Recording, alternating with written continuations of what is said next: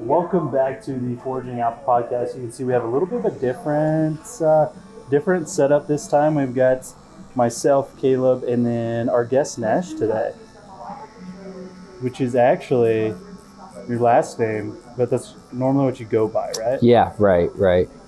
Well, actually, you know what? I said yes. That's a lie. Nash is my middle name. Okay. But that's what I go by. What's your first name? Kenneth. Kenneth. Yeah. Yep. But it's like legal documents. My wife when she's mad at me, like those kind of things. She breaks out like the full name. Then. Yeah, for sure. Yeah.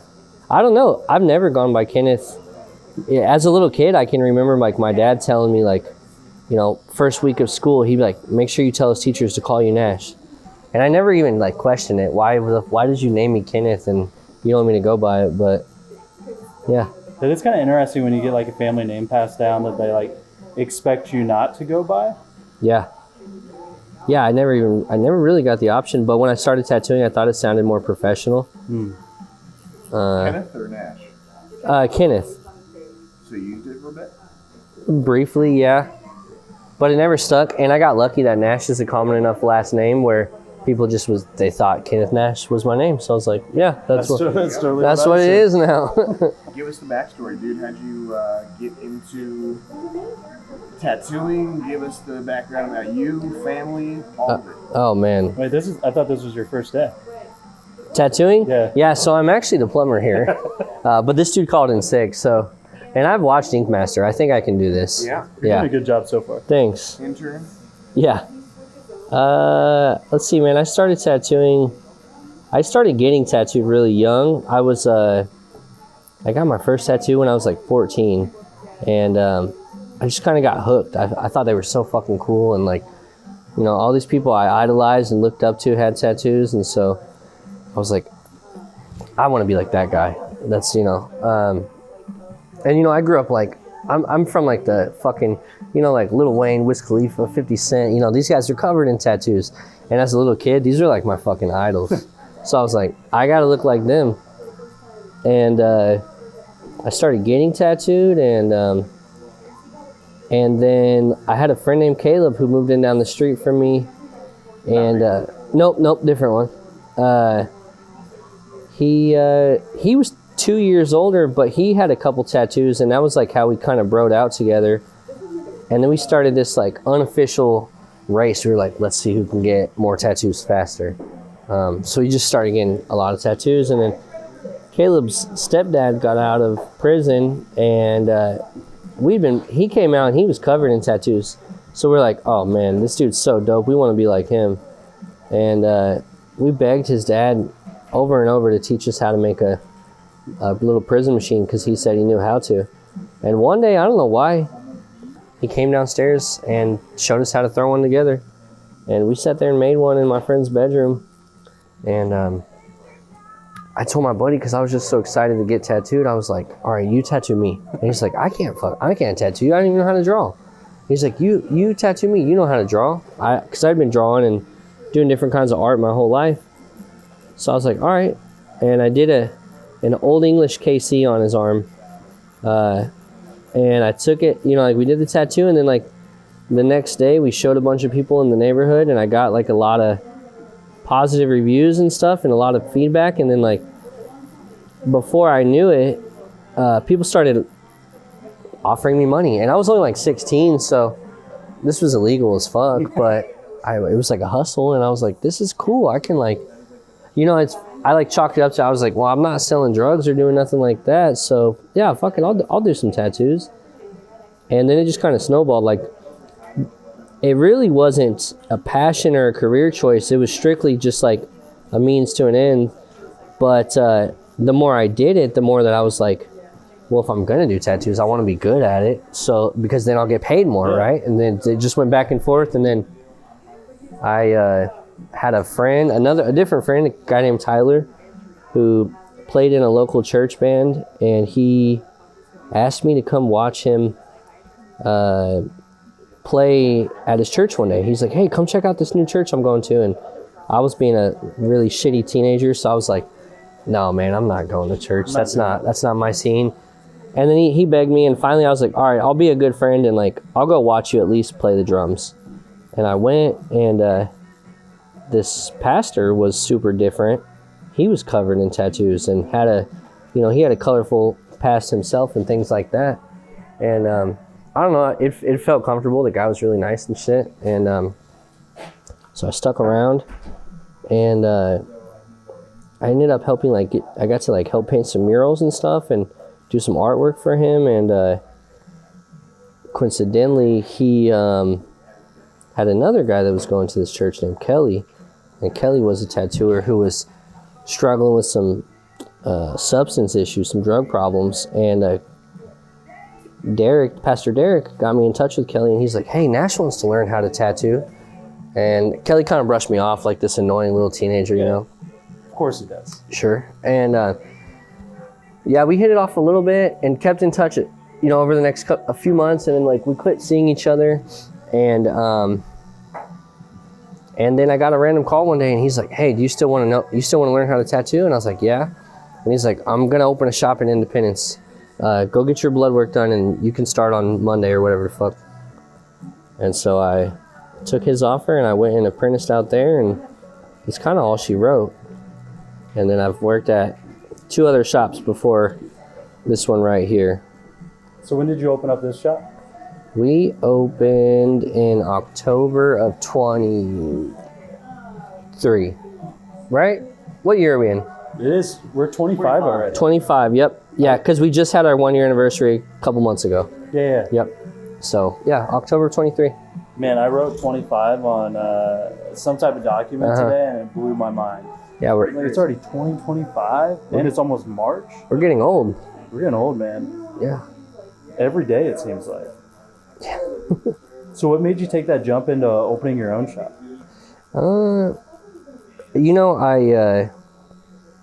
I disagreed with the way that other people that I worked for, the way that they ran their places. I just didn't like it. It felt greedy. There's a lot of greed in tattooing that people disguise and try to say is old school shit. And I think there's a big difference in paying your dues and getting fucked over. And so I don't know, I've never been good at listening to people or being told what to do. And so I opened the shop probably early, because I had one before here. I definitely opened that earlier in my career than I should have in hindsight, but I needed to take that leap because I don't know, I don't want to be told what to do. I'm not good at that. Yeah, I think there's a lot of people that, especially that listen to this type of podcast, that are people that are either going to be business owners or want to have some type of opportunity where they're a little bit more in the driver's seat of what their future looks like. And, yeah. I mean, opening a business, you're totally in the control of that. Mm-hmm. What's the biggest learning lessons along the way? Oh, man. Learning how to manage money and, understanding taxes and licensing, insurance, and all the ugly behind-the-scenes stuff, they don't really teach you in school. And furthermore, tattooing, becoming, newly legitimate, over the last, 20-ish years, people are starting to, finally respect it as an art and stuff. My mentor and other people I've worked for, none of them mention, hey, this is how you do your taxes and things like that. This is how you keep your paperwork in order, so trying to run a legitimate business, I have to just figure that out, a lot of Googling. That wasn't in the apprenticeship? Nope, I would fucking wish. Would have helped out a lot. So you're born and raised Kansas City, right? I was born in Dallas, Texas, Carrollton, actually, which is North Dallas. And my parents split up when I was really young, typical white trash childhood. And me and my dad got sole custody of me really young because my mother dealt with some drug problems. And we bounced around southern Kansas because they're both from the Hutchinson, Wichita area. And then he had 2 brothers that lived in KC. So right before I started kindergarten, we ended up in Olathe for a few months, and then South KC, and then we moved to Kansas City and Independence, and bounced all over the place. So not born here, but I've been here since I was like 5. And your dad's husband? Do what? I said your dad's, your husband? Oh, yes, yeah. Yeah, I am. My wife and I, we met on Christian Sing. No, I'm just kidding. We met on Tinder, actually. Really? Yeah, Hearing more success stories. we were both trying to be hoes, and we fell in love instead. And honestly, we had like a funny beginning, because I feel like we had everything against us to like make it work. Like, we started seeing each other, and then all of a sudden, like, she came over and stayed in my apartment a few nights, and then she just hadn't left in a month or two. And one night she was gonna leave to go get some stuff to come back, and I was like, hey, do you just want to say fuck it and try this? You could just move in and we could see how it goes.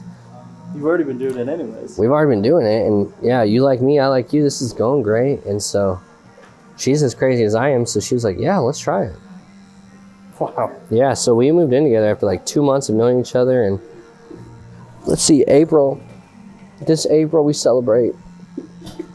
Damn, I should know this better. 3 years of being married and almost 5 years being together. That's awesome, man. Yeah. And what's that, so as you know, and we've talked about this a little bit on the podcast already, I'm expecting first little one in July, so we're super excited. Yeah. But what does that kind of journey into fatherhood look like for you? Oh man, fatherhood is a different beast. I don't think I could sit here and tell you what it's like or my experience, but yours is going to be totally unique.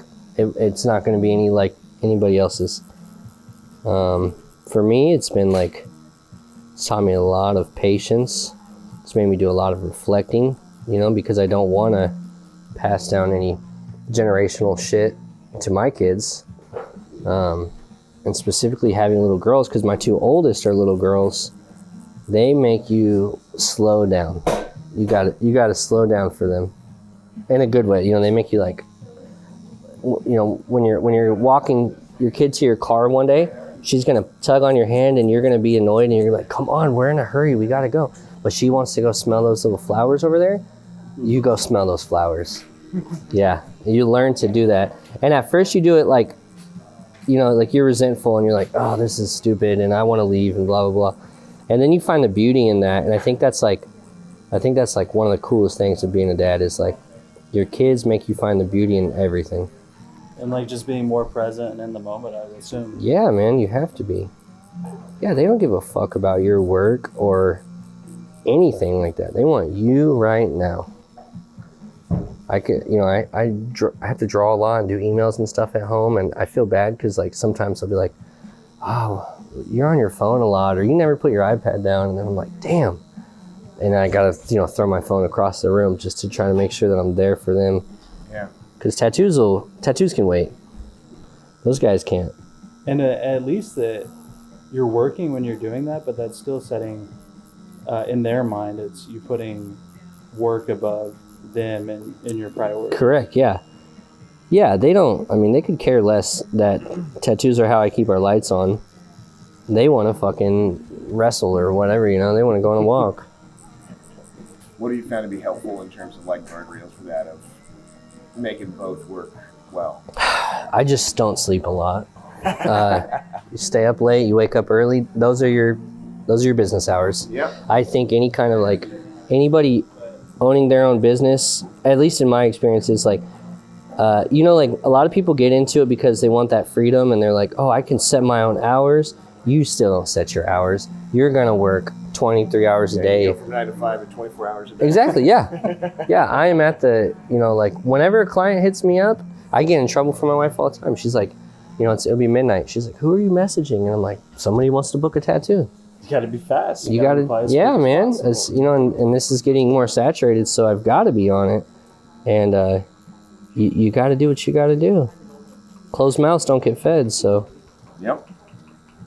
That is something that's tough about current age of business, though, is like having mobile devices and being able to work from home so easily is great, and it provides a lot of leverage, but at the same time it makes it really easy to continue to work Yeah. all the time that you're home, and that's not good either. No. Yeah, there's very little time off. Sundays are generally the day where I don't do anything work related. That's like my only real family day. I don't answer emails. I'm not drawing shit. I'm not doing nothing. Is that tough? Oh, 1,000%. I catch myself all the time, like grabbing my iPad because I'm like, oh, we're just sitting around watching a movie, you know, with the kids.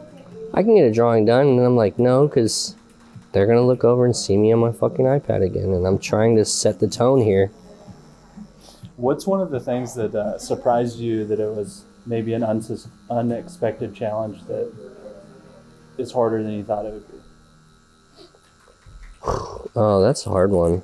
I think learning to be good at regulating your emotions while trying to help regulate theirs.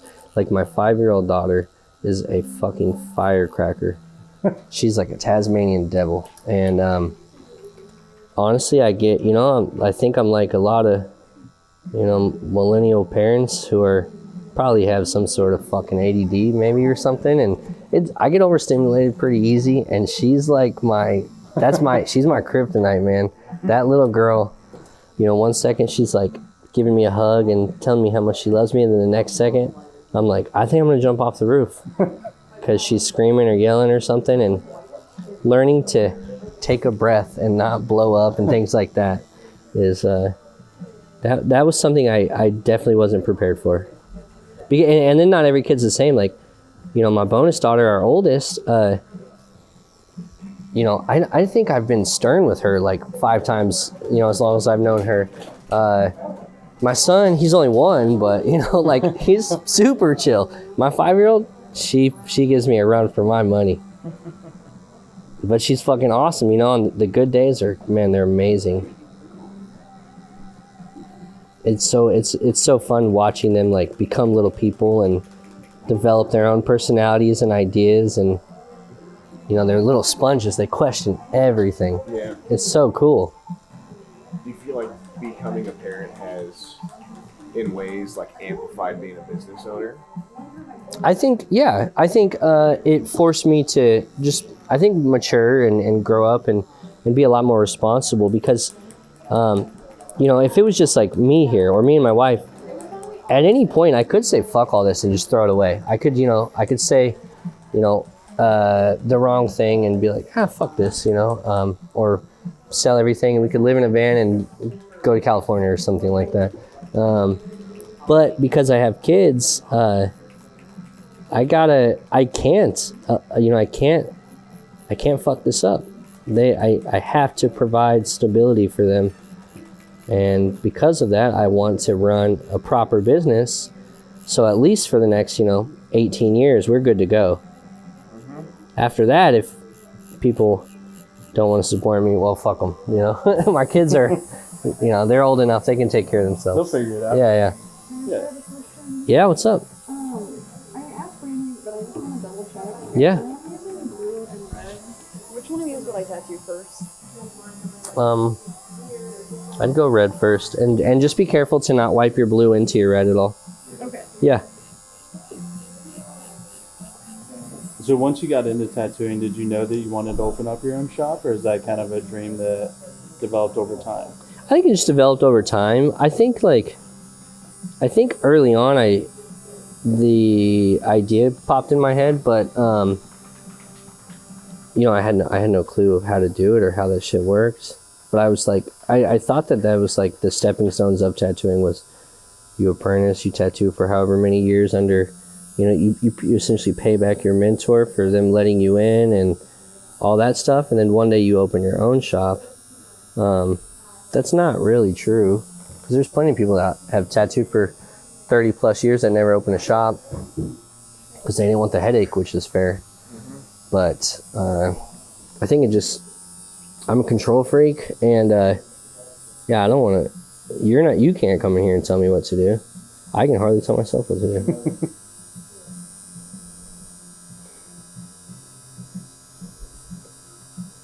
I think I had a guy I worked for several years back, like the second shop I ever went to.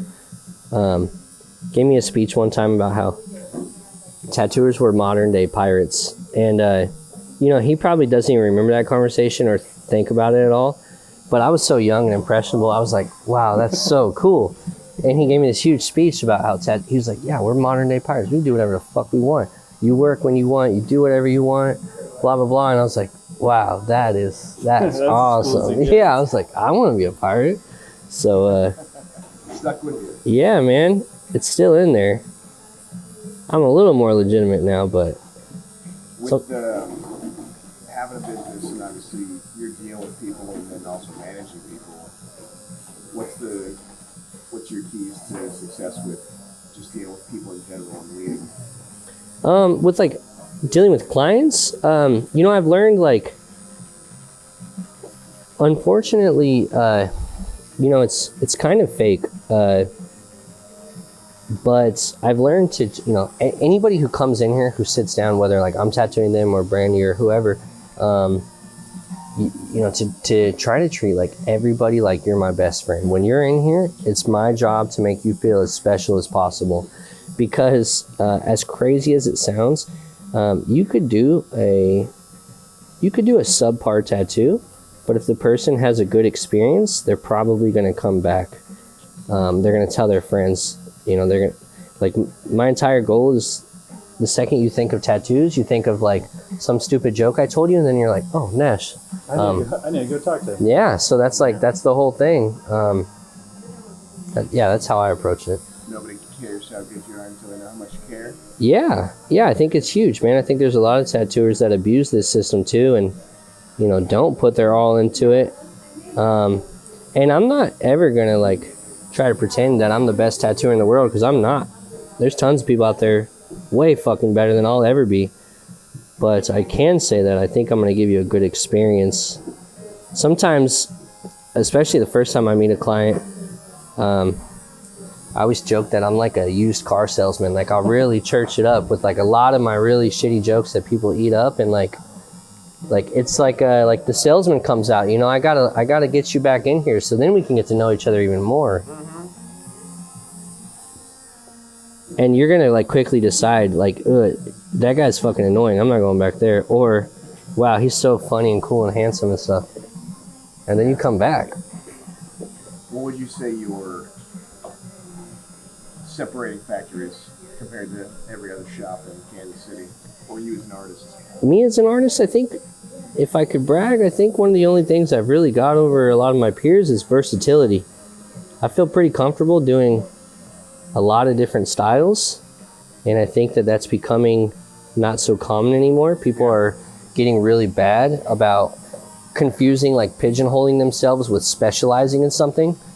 And I think that's something that I have, is like, I'm not the geometric guy in KC, but I can do this shit no problem. You know, I feel confident in Japanese and American traditional and some realism and things like that. Not everybody can do all those. I feel like part of that also comes from social media, and like if somebody shares one type of tattoo and it gets a lot of praise and a lot of engagement, Oh yeah. and then that's going to get more of that type of client and engage with that piece, and then you can kind of pigeonhole yourself pretty fast as far as the type of work that you're doing. Super easy, yeah. And some people, it's not a negative. Some people like that shit. You know, I've worked with people in the past that like strictly do realism, and they're more than happy doing that every day for the rest of their life. I think I would fucking kill myself if I had to do that every day, because it's so monotonous. There's no way. I'd be so fucking bored. But every now and again, it's a lot of fun. You feel like it kind of takes the art aspect out of it? Yeah, you're just like, at that point, you're kind of just a printer, you know, you're a really good human printer. If you did have to pick just one style to do for the rest of time, though, what would it be? For me, it'd be Old Faithful. I would do American traditional. You know, it's timeless, it's classic. I'm a huge history nerd, and I really enjoy all the history, all the designs that all the greats before us made, and we recycle over and over again. I love that shit.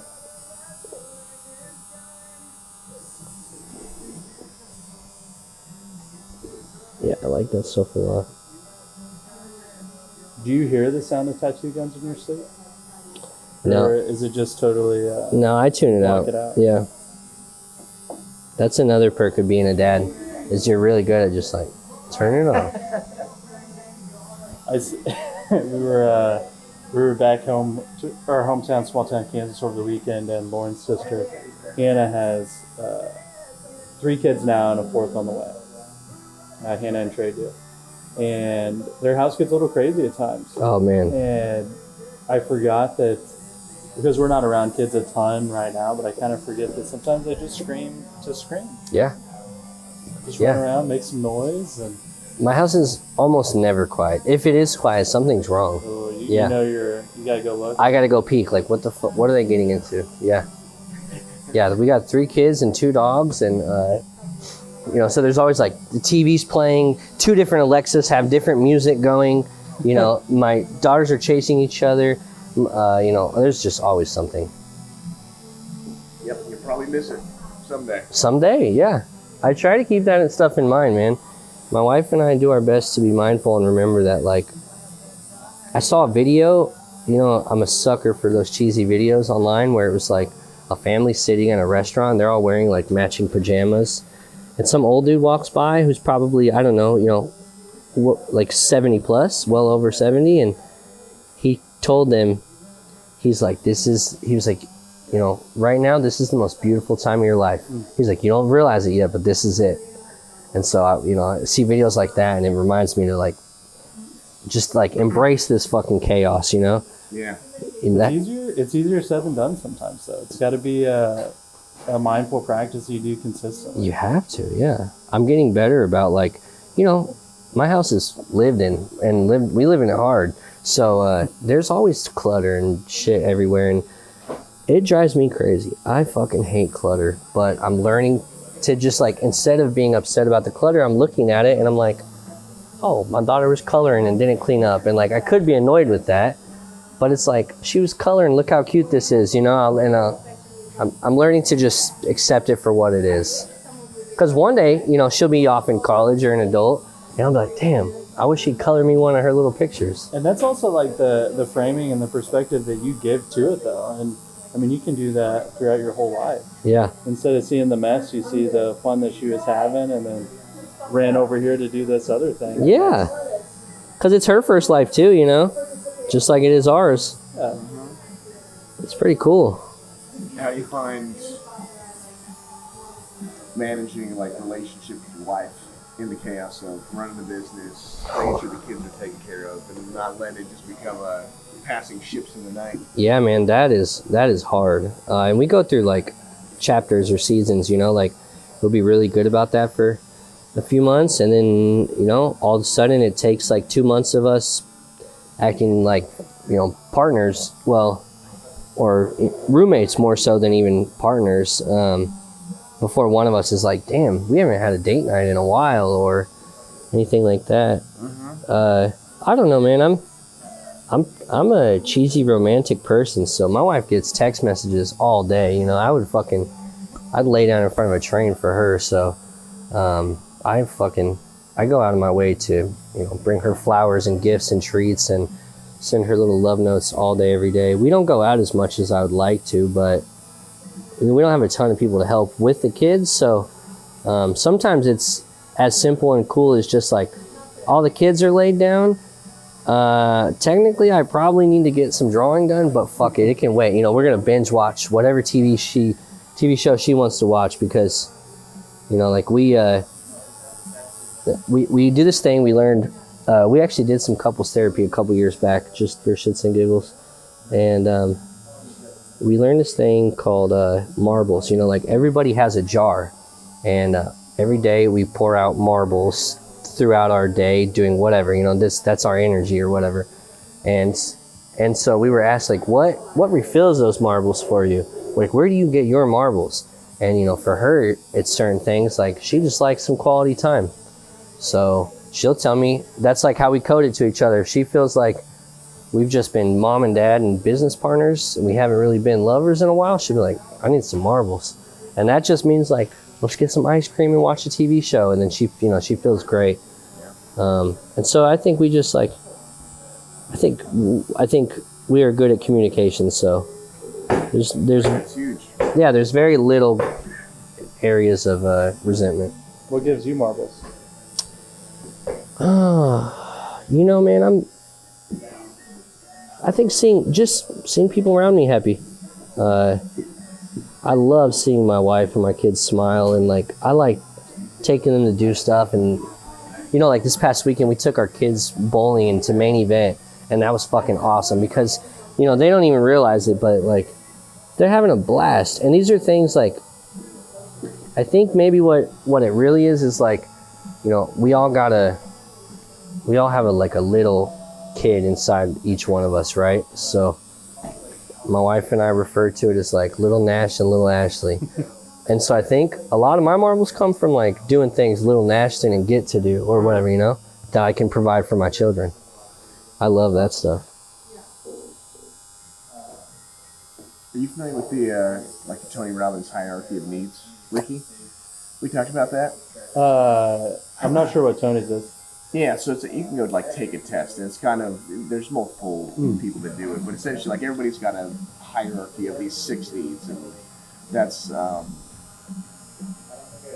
different for every single person between like love and affection or recognition, and so you can kind of get a rank of things, and it makes sense. It's kind of interesting seeing like especially the difference between like me and my wife, like growth is a big one for me. Really?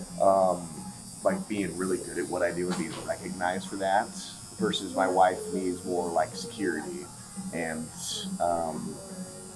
like love. And so like the ranking of things, and it's when you do it, it's interesting seeing that, and then you're like, oh, like that's why you're completely different from me, or why like this thing that makes me tick is not even anywhere in the ballpark of what makes you tick. And then it's really helpful. It's been really helpful for me in that sense of like then knowing what makes her tick, and then having a understanding with things when it's not seen eye to eye, that like this is how she's wired and this is how I'm wired, and we can kind of balance those things off of each other. So it's kind of like love languages, It's kind of like that, right? more so. It sounds like it. Yeah, more of kind of how you're wired as a human, more so than just like the love language. Yeah, yeah. Look that up with the 6 on. I feel like you may have sent me the link, and I don't know if I filled it out or not. Because yes, that's huge, and it goes back to the perspective of, like, if you're seeing things through your lens with your value system and your context of the situation, you can be looking at it totally different than how they're seeing things because their values are different. 100%. It's been Yeah. That's been big for me, even like with client relationships, of like when you can start recognizing those things either in like a sales process or with how you're providing value to people. So the 6 of them are certainty, uncertainty or variety, significance, connection or love, growth, and contribution. So like my top 3 were significance, growth, and contribution. And then like towards the bottom were like love and connection was probably like 4th on that list for me. Certainty, and then like variety versus my wife. It's kind of funny because apparently a lot of women have like usually their top 3 are certainty, but then also like uncertainty. Like they Really? want to go to they want to go to a different restaurant, but they kind of want the same things that are in there. So Yeah. they want variety, but they know that they're going to like it. Yeah, you but know? not too much variety. Yeah. Shit, me too. So yeah, it's an interesting test, like doing that. I have some of my clients take it. Yeah. Because then it kind of gives me that idea of like, all right, what makes you tick? How do Yeah. I provide you value? Because like on like a sales process, you get somebody that has a high need for significance, right? You might be preaching to that end state of where they could be if they accomplish X, Y, and Z, what the dream end goal is, versus somebody like with a higher level of certainty. You're talking them through every single detail of like value stack and what they're going to get with what you're doing versus the big outlook vision. So there's cues that you're picking up with as you're talking to them, or you're sending the Typically, survey yeah. out? I'm not super great about it, but that's something that Tony Robbins does. Like he does those intake forms before he does an event in front of 20,000 people. He Yeah. doesn't know people's names, but he'll like look through that, notice themes, and like have everybody that does XYZ stand up, and then it feels like he's talking to them directly in an audience of 20,000 people. That's crazy. Yeah. That is pretty wild. Have you listened to much Tony Robbins stuff? Me? No, I haven't. No. Nope. Are there any who are kind of some mentors that you've looked up to, whether it be in the business space, in the tattoo world, or any of that? That's a hard question. I think, we haven't spoken in a while, but there's a tattooer that I met when I was early on in my career, and named Donnie.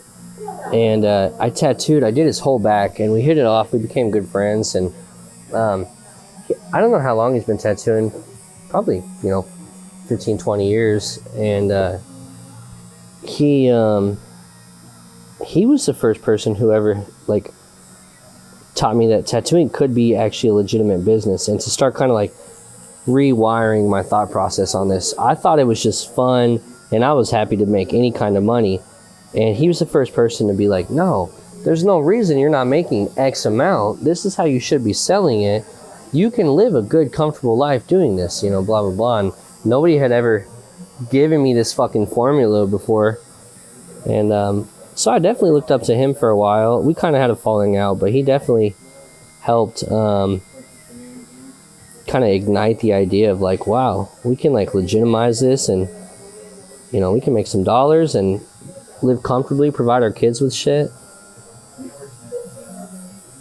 I think he was one for me. He probably doesn't know it, but he was. I don't know. I don't think I've had a ton of mentors, unfortunately. I think I'm pretty good at like taking small little bits from everybody that I meet.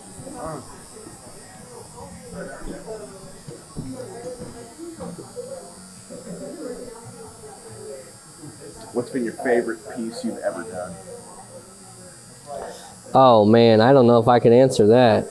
That changes all the time.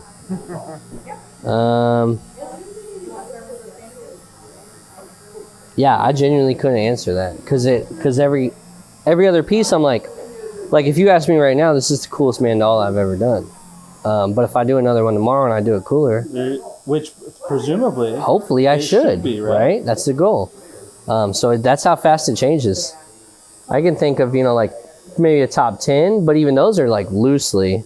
Yeah. Has there been like big projects that stick out in your mind more than others? Yeah, I've been like really lucky in the last year or two. I've been taking on like a lot more back pieces and sleeves and leg sleeves and stuff, and so pretty much any of those things. Like I have a friend named Josh who has become like a pretty serious collector. I've done now like I think his whole left arm. I've done his whole front, the majority, like pretty much his entire back. Wow.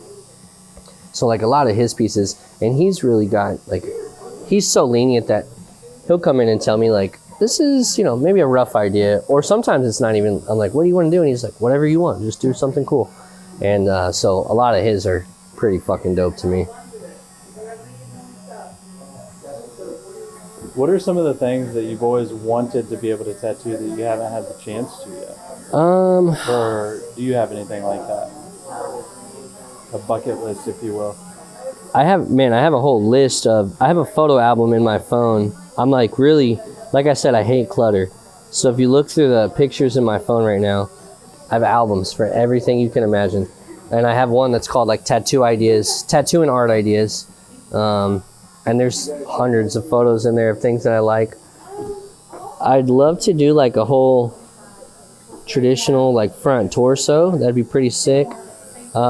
I think actually, you know what? The biggest goal or thing on my bucket list would be an entire bodysuit. I'm not even really picky on the theme. Japanese or geometric would be the coolest because they flow really well. but like an entire bodysuit, you know, from ankles to neck almost. Not working around anybody else's tattoos, like get somebody to commit their entire body. That would be fucking Clean sick. slate. How long do you think something like that would take? Several years, I'm sure. I don't know, you know. I know, like, just based on some other large scale stuff I've done, you know, a sleeve alone could take fucking, you know, 30 to 50 hours sometimes, maybe. You know, like, this stuff is obviously not fast, so we'll be here for a few more days. But I've done a girl's back one time, and as fast as like I think we did it in 20 hours for her whole back. So it depends on their commitment, things like that. I think that's a huge thing I give people speeches about nowadays, because I don't want to have unfinished projects out there. I've got a lot of them. And just because people don't understand, you know, they think like it's really easy to say like, I want a sleeve. But then to actually sit there and earn it and plan it and be prepared for it, that's a whole different beast. So I give people these speeches nowadays, and I'm like, if you're not prepared to get tattooed relatively often, I don't want to start it. I don't want to do it. You can go somewhere else. I want a level of seriousness out of you, because I'm going to give you that.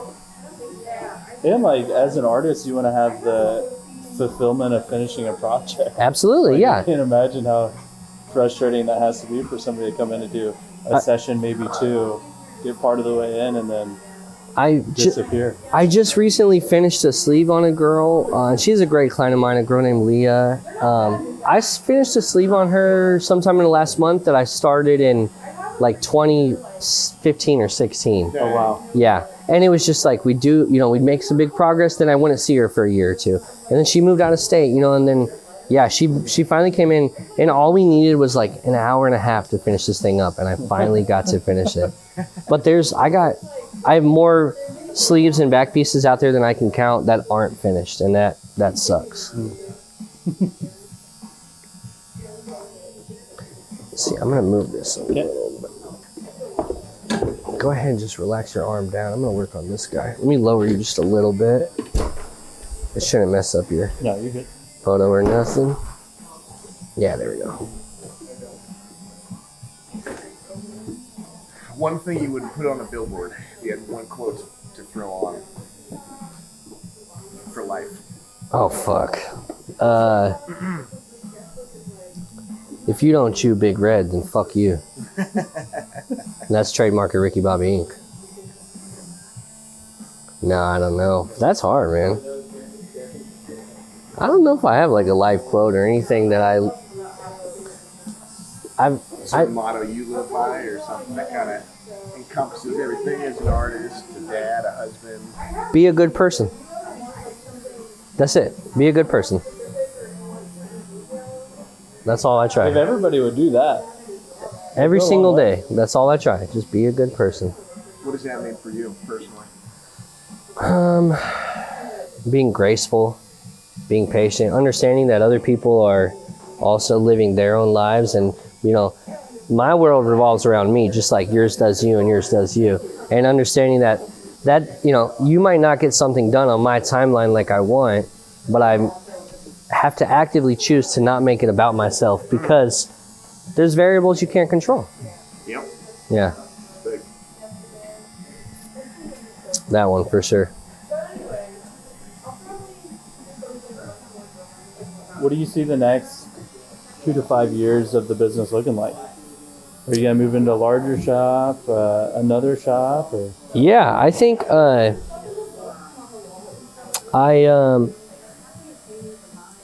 I definitely think we're gonna. My goal is like I think we're gonna experience a lot of growth. I would really love, you know, I love the idea of like a shop, maybe 2 to 3 times the size of this space right here, and I think it'd be so cool to offer like 2 sides. More like one side that has potentially individual rooms, like a more private studio feel, where artists who like, you know, peace and quiet and want to control their own space can come in and, you know, be subcontractors, and they'll just rent their own area and do whatever they want. And then like having a side or an area dedicated to like that old school walk-in shop, you know, I think that's my goal. I understand that with tattooing, this is like the long game, and I want Till Death to like be a brand here in Kansas City, where there's shops in every big city that you can think of. When you say St. Louis, for example, you know, a lot of anybody who knows tattooing, because of how old their reputation is, you know, like a quick one, you think like Trader Bob's. You're like, oh, these guys have been tattooing for decades, you know, half a century or more. I want that to be Till Death one day. So I'm kind of playing the long game here. So I guess provide quality tattoos and good experiences, and then, you know, one day I'll be tattooing your kids and your grandkids, and my kids will be tattooing your kids and things like that. That's the goal. I love it. Yeah. Well, thanks for being on the podcast, man. I know it's a little bit different. Hopefully it was good to listen to. I don't know what the tattoo guns are going to sound like. Yeah. No, thanks for doing this. This was fun. Absolutely, man. This was cool. Yeah, man. It was great having you on, and I appreciate it. Yeah, thank you. We'll catch y'all later. peace. Bye.